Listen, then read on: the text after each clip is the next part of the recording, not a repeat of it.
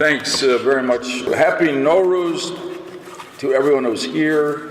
It's a beautiful holiday, and I would just link it to what we're doing here today in these two ways. One is, as I'm sure the Iranian Americans know, the history of Nowruz goes way back, more than 3,000 years in Persian history. And that reminds us and gives us context that the extremist, terrorist, repressive regime that captured Iran in 1979, 40 years ago, is truly a brief and passing moment in the proud, more than 3,000-year history of the Persian people. It's been brief, but it has been a nightmare for the people of Iran and for those who care about them. And I believe that nightmare is ending now, as sure as day follows night. Nowruz means, as I'm sure most of you know, new day in English. And with you, I hope and pray, and I believe with confidence that a new day is dawning for the people of Iran, when they'll be liberated from the totalitarian, corrupt, terrorist regime in Tehran that suppresses their God-given freedom, stifles their personal dreams of rising up, and steals their hard-earned money so it can be sent to Syria, Lebanon, Yemen. Terrorist camps are put in Tehran into the pockets of the political leadership of the country. I think we can work together to bring about the fall of this regime. Now, why do I believe that? I build on what the ambassador and General Jones have said, because the regime is really rotting.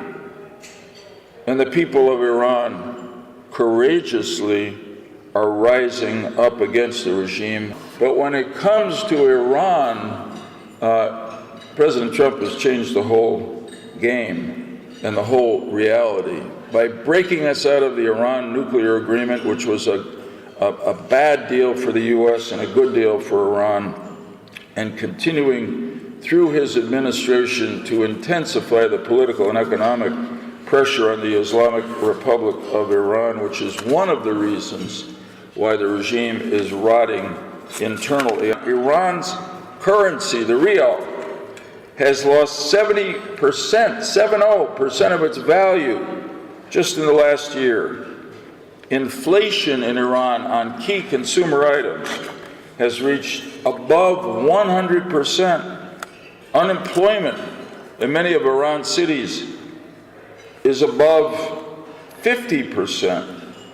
There are millions of people unemployed, living in hunger, living in poverty, and the main reason for this economic crisis is this systematic and systemic corruption and mismanagement by regime officials. They send more money and spend more money in funding terror groups, meddling outside of the country in Iran, expanding their weapons of mass destruction than to help their own people in Iran. And that's why people on the streets of Iran today are saying, shouting, carrying posters saying, "Leave Gaza, leave Syria, think of us," the people of Iran.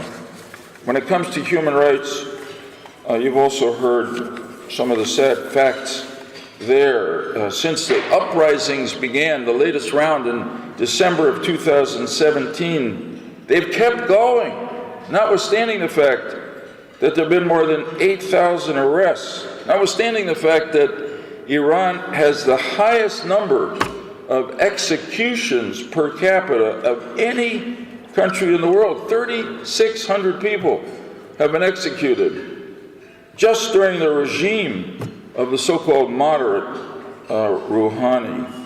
In December of 2018, Amnesty International published a 200-page report documenting the details of that 1988 massacre that were referred to before. In December of this past year, 2018, just a few months ago, the Iranian regime was condemned by the United Nations for the 65th time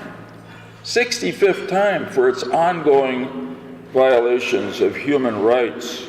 So this is not just a small group of Americans, a small group of Iranian Americans. This is the United Nations condemning them. And in January of 2019, this year, Amnesty International called 2018 the year of shame for the mullah's regime. And the people are rising up. They're protesting all over Iran constantly. The strikes among the labor unions in agriculture and steel, teachers, retired people, they've had enough. They want to live a better life. They have the same dreams that all of us have for our own children.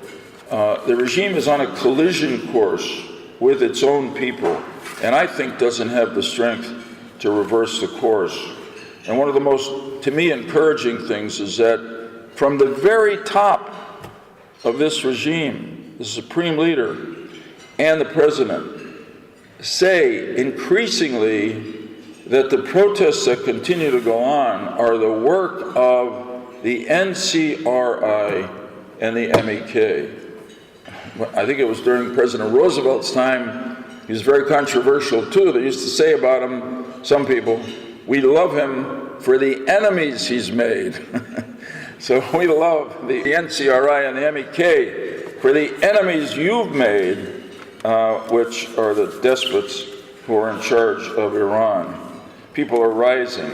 There is an alternative. General Jones mentioned, I just want to say it, this is not going to be another situation where a totalitarian government forms and there's chaos.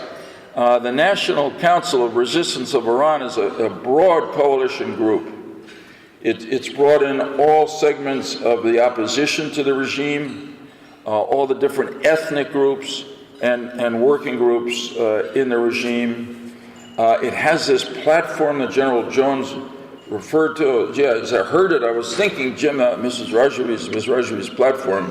I hope one of the candidates for president here in the United States adopts a platform like that. They would probably make a lot more sense than they've been making so far. The reality is that the NCRI also has a plan for a transition, and it's a democratic plan with a small d. It involves elections as soon as possible to allow the Iranian people who remain gifted, notwithstanding the torture that they've lived under. They have a history of self-governance, and they are ready to make the transition to the next much better phase of their history. General Jones said some of this, but support the administration on more sanctions. Stick with the people of Iran. Stick with the opposition that is ready to provide a strong alternative. The NCRI, led by Ms. Rajavi, and this extraordinary 10-point plan. And be ready when that moment comes. It happened in June of 2009 when the people of Iran went to the streets and Netta was martyrized. This time, be ready to get our government to support the people of Iran. Each of you, members of staffs of Congress, citizens of the United States of America, can make this happen. Is that just a dream? Well, it won't be a dream if we together will it and work for it.